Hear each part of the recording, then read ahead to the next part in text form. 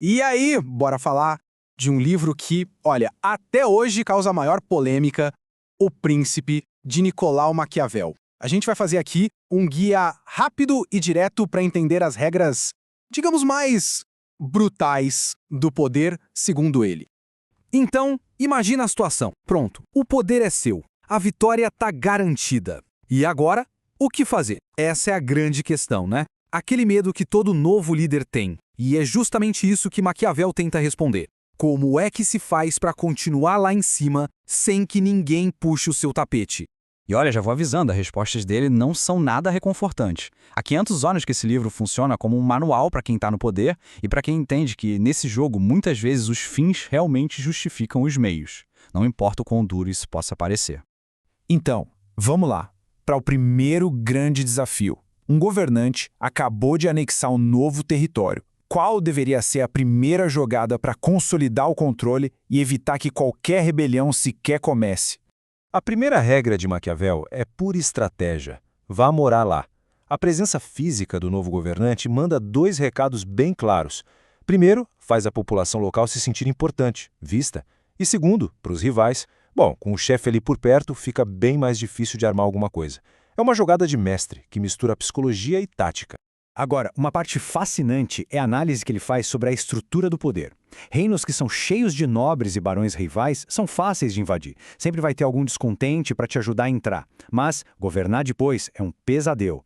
Por outro lado, um reino unificado como a Pérsia na época de Alexandre o Grande foi um desafio enorme de ser conquistado. Mas uma vez que ele conseguiu, seus sucessores mantiveram o controle com certa facilidade. A lição é, a estrutura que já existe no lugar determina o tamanho do desafio para governar.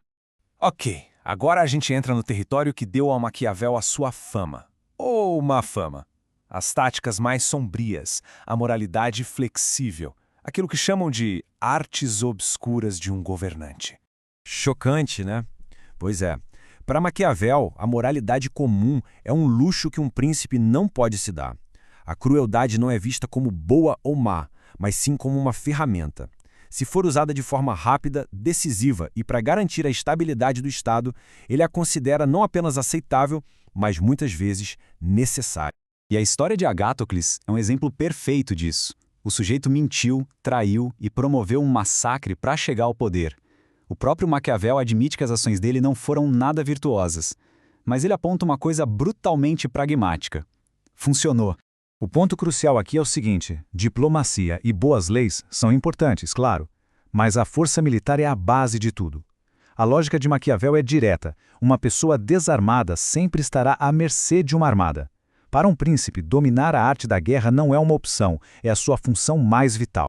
E detalhe, não serve qualquer exército. Mercenários lutam por dinheiro, então a lealdade deles é zero. Tropas de aliados são ainda piores, porque a lealdade delas pertence a outro líder. A história, segundo ele, dos romanos aos suíços, ensina sempre a mesma lição. Um Estado só é de fato livre quando seus próprios cidadãos estão armados para defendê-lo.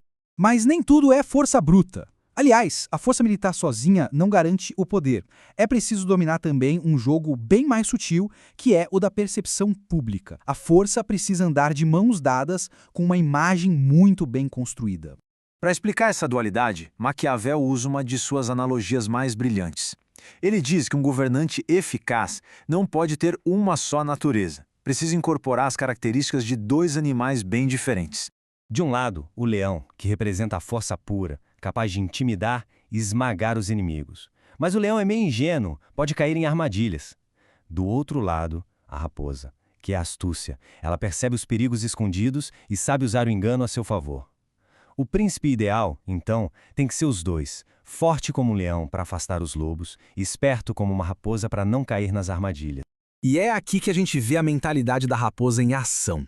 Se manter uma promessa vai enfraquecer o Estado, então essa promessa tem que ser quebrada, sem hesitar. Para Maquiavel, a lealdade de um príncipe não é com a sua palavra, e sim com a segurança e a prosperidade do seu domínio.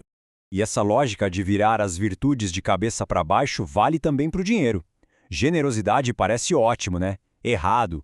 Maquiavel diz que um príncipe generoso gasta demais, logo precisa aumentar impostos e, no fim das contas, o povo o odeia.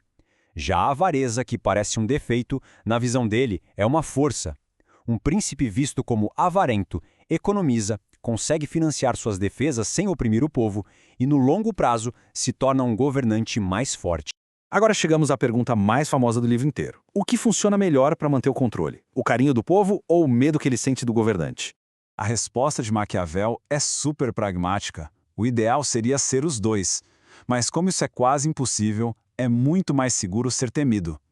O amor é volúvel, depende da gratidão das pessoas, que pode mudar. Já o medo é mantido pela certeza da punição. O general Aníbal é o exemplo que ele usa. A crueldade calculada dele manteve um exército de mercenários completamente unidos sobre as condições mais brutais que se pode imaginar. O medo simplesmente funcionou. Mas atenção, aqui tem uma ressalva importantíssima. Ser temido é uma estratégia. Ser odiado é um erro fatal. O ódio inspira conspirações, revoltas. Maquiavel é muito claro. Um príncipe pode até executar um traidor, mas nunca, jamais, deve confiscar as propriedades ou desonrar as famílias dos seus súditos, porque são essas ações que geram um ódio que não se apaga. Então, qual é o legado que Maquiavel deixou? Como é que essas ideias, escritas há 500 anos por um príncipe italiano, continuam a ecoar tanto no nosso mundo de hoje? Bom, o próprio nome dele virou um adjetivo. Quando a gente chama alguém de maquiavélico, todo mundo sabe o que isso quer dizer, né? Alguém calculista, manipulador, disposto a tudo pelo poder, exatamente o perfil do príncipe que ele descreveu no livro. E no fim, tudo se resume àquela frase, talvez a mais famosa e polêmica associada a ele. Para Maquiavel, o resultado final, a estabilidade e a glória do Estado, é a única coisa que importa. Se um ato de crueldade ou de engano fortaleceu o Estado, então ele se justifica. É uma ideia que gera debates acalorados há 5 séculos. E isso nos leva à reflexão final. Se a gente olhar para a política moderna, para as estratégias de grandes empresas, ou até para as dinâmicas de poder ao nosso redor, 500 anos depois, será que o mundo mudou tanto assim? As regras duras de Maquiavel podem estar muito mais vivas do que a gente gosta de admitir. A resposta, talvez, seja bem mais desconfortável do que se imagina.